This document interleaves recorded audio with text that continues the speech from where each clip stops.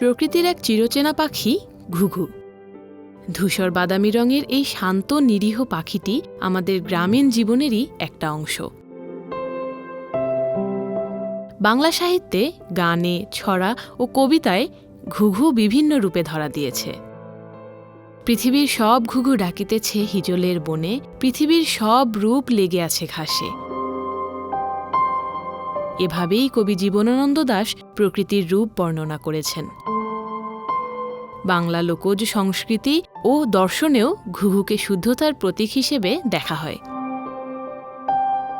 চলনে বলনে শান্ত স্বভাব ঘুঘুকে আভিজাত্য দান করেছে।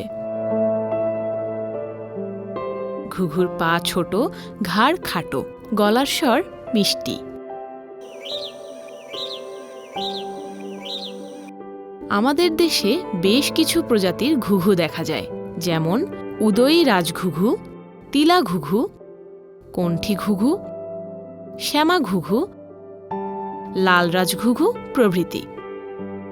এছাড়াও ঘুঘুর একই গোত্রীয় পাখি হরিয়াল ও ধূমকলের কিছু প্রজাতি দেখা যায়।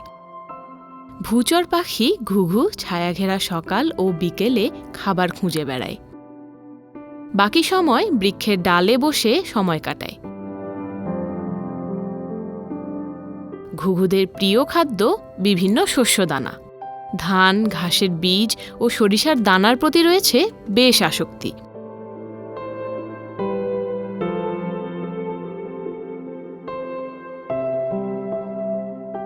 পোকামাকড় কীটপতঙ্গও খেয়ে থাকে। এ কারণে ঘুঘু কৃষকের অত্যন্ত উপকারী বন্ধু।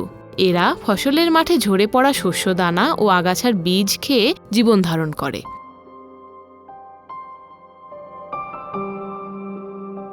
জমিতে আগাছার বিস্তার রোধে ঘুঘু গুরুত্বপূর্ণ ভূমিকা পালন করে।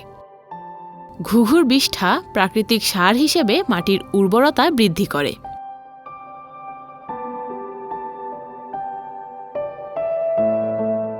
ঘুঘু শুকনো ঘাস লতাপাতা দিয়ে বাসা বানায়।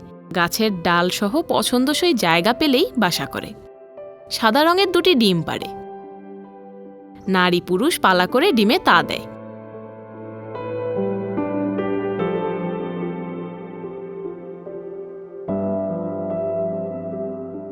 প্রকৃতিতে শান্ত ও লাজুক স্বভাবের এই পাখিগুলো দিন দিন কমে যাচ্ছে। এর জন্য মানবসৃষ্ট কারণগুলোই মূলত দায়ী। পরিবেশের ভারসাম্য রক্ষায় নীরবে অবদান রাখা পাখিটি বাঁচাতে এখনই আমাদের সচেতন হওয়া উচিত।